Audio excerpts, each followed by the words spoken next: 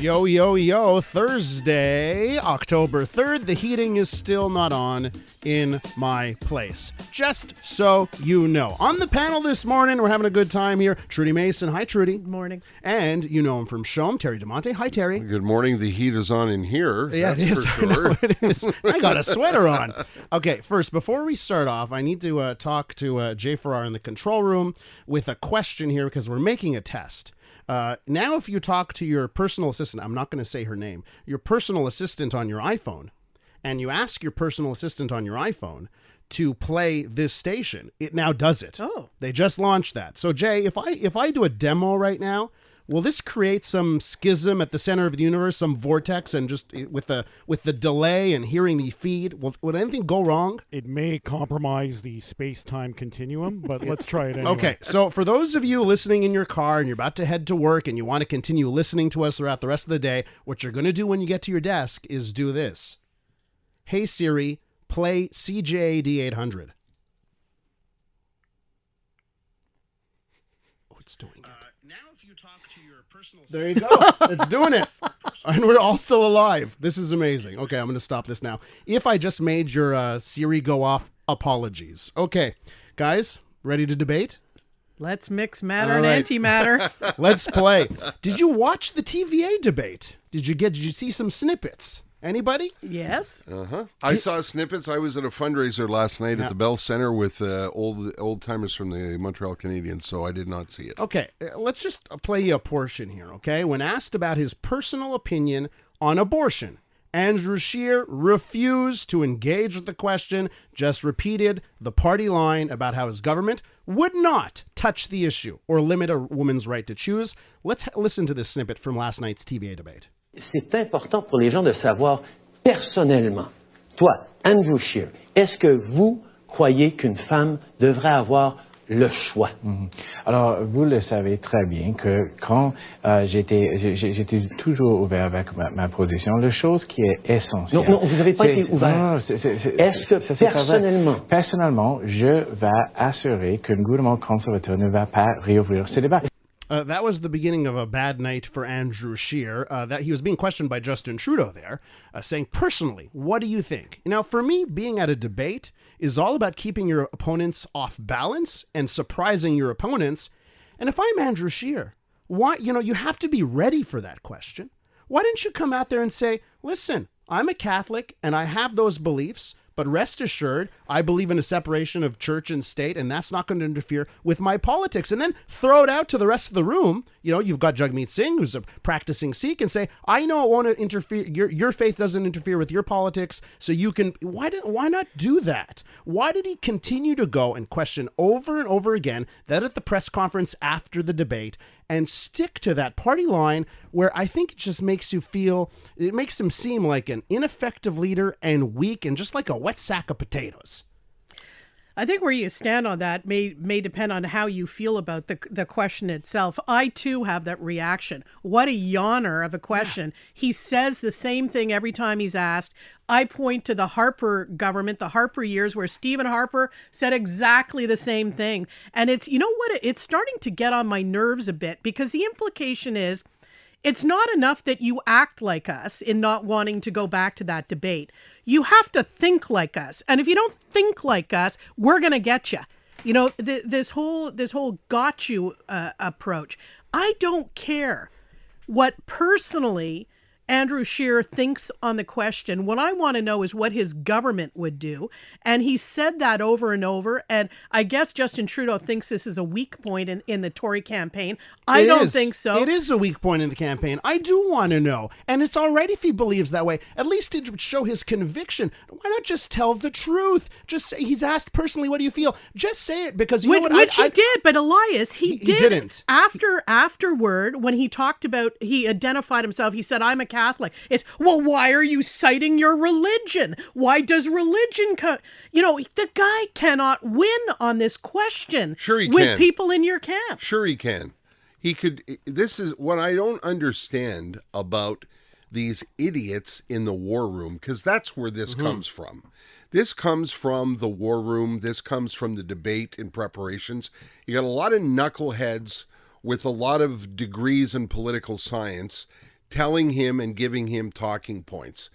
And it's getting more... Who are we talking about here? Trudeau? No, all of them, including Trudeau. Instead of what ends up happening, I think, Trudie, is you start to feel, you want to say to them, hey, do you think we're idiots? Just answer the question, right? It wouldn't cost him anything. It wouldn't betray conservative values. He could say, I have a personal opinion on this topic, and my personal opinion is private, or my personal opinion is I don't believe in abortion because I'm Catholic. However, if I was prime minister, blah, blah, blah. But what they do is they practice these points of debate in rehearsals driven by their team, and instead of behaving like human beings and listening and reacting as a person, they come off like a robotic politician. And it's becoming more predominant in politics all around the world. And this is a very bad... Sorry, no, go. Just behave like a person. And this is bad politics for Andrew Scheer because he's not coming across as personable. He's not coming across as a real person, and that's bad for his campaign. Well, I just think it's bad for politics because one of the ways I think the prime minister became prime minister was his personal connection with people. And in terms of communication, and that's what all of us in this room do for a living, my advice to them is listen and stop thinking about the outcome or the consequences of you speaking like a real person, and speak like a real person. You'll attract more voters. I would say on any other question, yes. But on this question... Why? On this question, there is no answer that would satisfy the Liberals, the NDP, and anyone else. I agree. So if there's no question, if there's no answer that would not get Andrew Scheer in trouble, he's right not to answer it. But why would you deliberately step on a landmine that's being laid for you? The problem is, if he'd answer the question, he could say to them, I've already answered that question. Well, he has a million times, I think, so far in this campaign. No, he hasn't. What he said is any government I led would not reopen this question. Why do you need to know his personal views? Quite frankly, it's none of your business. It doesn't. I disagree with that. He's going to be prime minister. No. This is one of those key issues where you do actually want to know what a person believes. You want to make a moral judgment about a man on the basis of an irrelevant personal view, because he's told you it's irrelevant because he says his party, Andrew Scheer, just like the Harper Tories, is not going to revisit abortion. In this entire campaign, Andrew Scheer has come across as a guy that is actually weak on convictions, is a weak campaigner, and I just want him to actually stand up and say, hey, here's what I believe, take me as I am. And I think it's it's actually just bad politics. I think it's not going to play out for him. Well, if the opposition would let him live with that answer, I'd absolutely agree. But the next landmine that you and others would lay for him is, you're not supposed to let your religious belief influence anything. Why are you bringing that up? Why are you now? The next question, Elias, that I want to see you ask is to Justin Trudeau, saying your heritage is Catholic. Why on earth are you pro-abortion? How do you reconcile that? How do you come to your personal equilibrium inside your head? And I think it's an easy answer because he can reconcile with look at Catholics around the world. Look at the birth rate in Italy. Like Catholics, there's certain things that Catholics don't go along with, and whether it's birth control or anything. Yes, or and there are members of the Catholic Church, including the head of it, who would say that's heresy. And you know who's conquered this? My point is not about the right to choose or abortion. My point is about these guys being more relatable and more human and more communicative, which is where you connect with a voter. And you know who's conquered it and who's doing a really good job at it, who sounds like an interesting and normal person and doesn't dodge the question? Jagmeet Singh. Back here on the boisterous panel, the host of Mornings Rock on CHOM, Terry DiMonte, and Trudie Mason in the studio with me. Hey, we mentioned Jagmeet Singh right off the bottom of that last portion, and he's come across. I think he's had a strong campaign. Comes across as relatable. Well, boy, there was a moment yesterday at Atwater Market when a gentleman, he looked like he was in his 80s, came up to Jagmeet Singh, And I don't know if, I want you to listen to this, and then you tell me what you think about the tone of this gentleman and, of course, the message here. Let's take a listen. This is yesterday afternoon in Montreal. Bonjour, monsieur. Hello, How are you? Good to see you, sir. You okay? Yes, you too. Pleasure to meet you. You know what? What's that? You should cut your turban off and you look like a Canadian. Oh, I think Canadians look like all sorts of people. That's the beauty of Canada. Yeah, but That's okay. I don't agree, sir. In Rome, you do as a Roman. Hey, but this is Canada. You can do like whatever you like.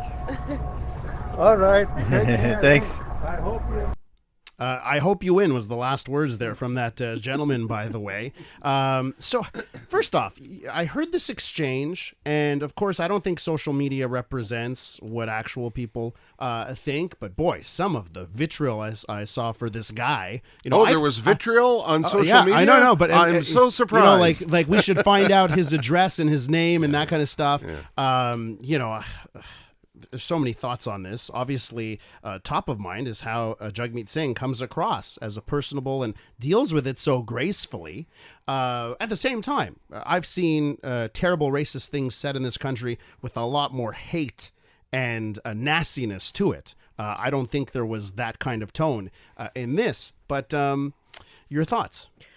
Well, my heart sank when I saw this, because I thought, like, Quebec needs another black eye, and here's this federal leader campaigning, teeing up for the debate last night. This is the last thing we need for our image in the rest of Canada. I was upset. I thought the guy at first was striking a tone of being helpful, saying, you know what, it would be a lot easier to get elected if you. Yeah. But then he added that when in Rome, you do as the Romans do, and anyone. And I don't care how old you are, what language you speak, or what color you are. When you say that to somebody else, you're saying to them, you're not one of us. You're a visitor here. If you're a wannabe Roman, until you do like the rest of us, you're not going to be a Roman. And to me, that's despicable. And I lost all my sympathy for that guy. Should there be a witch hunt for him on social media? Obviously not. I don't think you're going to change that guy's mind at that age, and I also wonder whether he realized he was actually on camera. Oh no, that's the whole thing here. Like I said, you've seen protesters, people at events who will be shouting and say nasty, terrible things. This guy is like, clearly he's on a hot mic, but he doesn't know he's being recorded. He sidles over to Jagmeet Singh and he says, "Hey, by the way," so I think that kind of tone matters. And also, he's getting up there in age. This guy's looks like he's in his 80s, and I challenge you about your parents and their beliefs, and if you'd like those on display, and if you'd be proud of it either. Yeah, no, I felt like it was with Trudie. I thought the same thing. I thought, oh God, this is going to play across the country and enhance the reputation that we already have in Quebec with a lot of people, and my heart sank too, and I thought it was despicable. And then I thought about, Uncle Harold at the dinner table, and it came across as, oh, cripes, Grandpa, please. It was, I'm not suggesting for a second that it was innocent in any way, shape, or form. It was ugly and it was despicable. But the idea that we would have a hunt down a sort of old, confused man with, these terrible I don't think he's opinions. confused. I think he's racist. Well, okay, let's... Yeah. On the text line... I'll say it. On the text line, the guy was not a racist, just ignorant. Now, I don't know if that's splitting hairs, but I think you can sort of say racist things and not be in your heart. Let's call it bigot. He's a bigot. I would like to take it back to what I said about Jagmeet Singh, though, who has repeatedly acquitted himself with grace and dignity. And when he's approached, whether it's by a reporter or someone in the public, whether, this man or, anybody else who has a legitimate question for him, he speaks from the heart. And I think he's opened up a lot of eyes because he started off in a terrible spot and nobody wanted to talk about him or the kind of campaign he's running. And I think he's turning that around. And I don't think, Trudie, that it makes Quebec look bad, to be honest. Maybe it's because the guy was speaking English. I think this could have happened anywhere. Well, yeah, but with Bill 21 on the table in Calgary and Toronto, and, I agree with Trudie. I thought the same thing. I thought, I think here we at go. this moment, I think it just piles on to the... Yeah. Of course, we're being accused of ageism right now. Why? I don't know, because because I referenced the fact of his age a couple of times. You know what? I in my a couple of weeks ago, I sit on a panel at the CTV called Gripes. Yeah.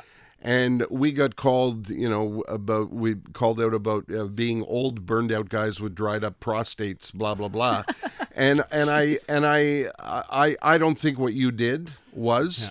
And I think, by the way, that seems to be the last bastion of it's okay to make fun of older people on social media without a backlash. I don't think that's what you did. All right, speaking of older people, let's talk about Bernie Sanders. Now, Bernie Sanders last month asked this question: should billionaires exist? Okay. And on Tuesday, the head of BlackRock, billionaire financier Steve Schwarzman, was asked by someone at a conference about that quote, and he responded, "Well, maybe Bernie Sanders shouldn't exist." A day later, Bernie is in the hospital. Now, I don't know if there's a connection there, but I want to go back to the original question posed by Bernie Sanders: should billionaires exist, even if you're a capitalist? Of course they should. Why shouldn't they? Because should there not be rules on capitalism? Like, hey, $1 billion, you've got enough. Don't you have enough? That's the question. Don't you have enough? You do. Absolutely, you do. $1 billion is more than enough. But why shouldn't you be allowed to have billion? If I read a story this morning about a minority holder of the Los Angeles Dodgers, whose father came from Argentina and moved to the United States and swept floors for 10 years before he moved forward and set up a business and sent his kids to university. And now today, one of his sons, he's since passed away, one of his sons is a minority owner of the Los Angeles Dodgers, his father's favorite team, who came with $4 in his pocket in the 1940s. Your classic rags to riches story. And he was a billionaire. What did he do wrong? Why?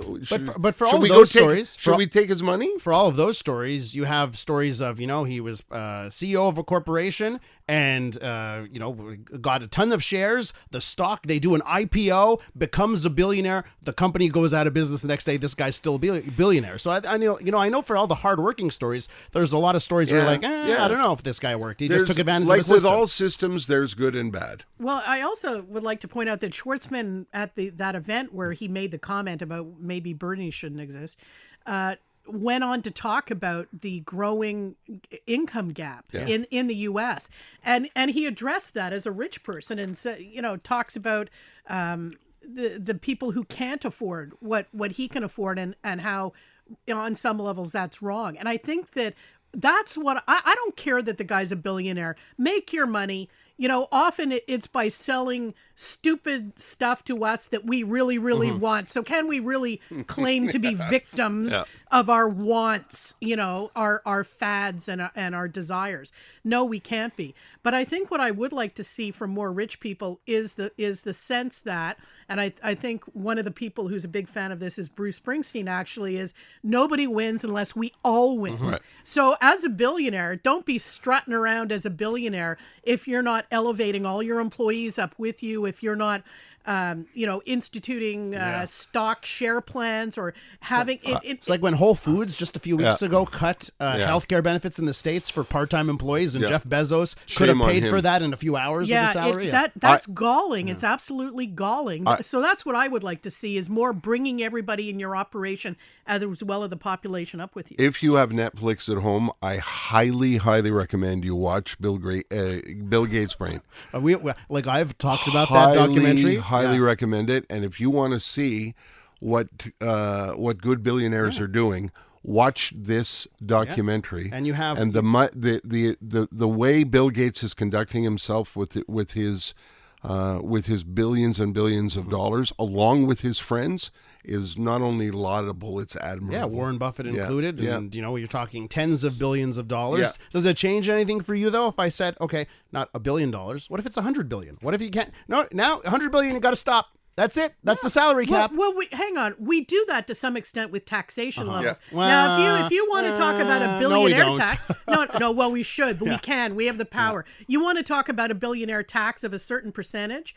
Okay, I might be willing to talk about that as long as it's not, 100% or 75%. We can talk about that. But to me, there's nothing wrong with just being so successful in business, you're a millionaire or billionaire. You guys know me, like capitalism is the worst system except for all the others. You know what I mean? Like I'll take the warts that come in a system where you're going to have people that make $100 billion because look at it. Look at the progress we've made under the system. I think I see all the benefits, but the disparity that's happening it's sort of scary. makes me feel so icky where I think, oh boy, maybe, because for all the Bill Gates out there that are devoting, and Bill and Melinda Gates that have devoted the entirety of their wealth to making the world better, there's tons of other examples where that's not happening. There are billionaires that are like, nope, keeping it, and it's for me and my family, and we're going to make sure that we're going to influence politicians to make sure there's no inheritance taxes and wealth taxes and that kind of stuff. So, I think that's why you're hearing people like Bernie Sanders and Elizabeth Warren south of the border make it a key campaign component. Yeah, they could give more, that's for sure. They should be, especially down in the States, they should be high. There should be higher taxes for people with gold toilets. All right, guys. Thank you so much for taking the time this morning. Terry Thanks, DiMonte, Elias. Trudie Mason, fantastic panel.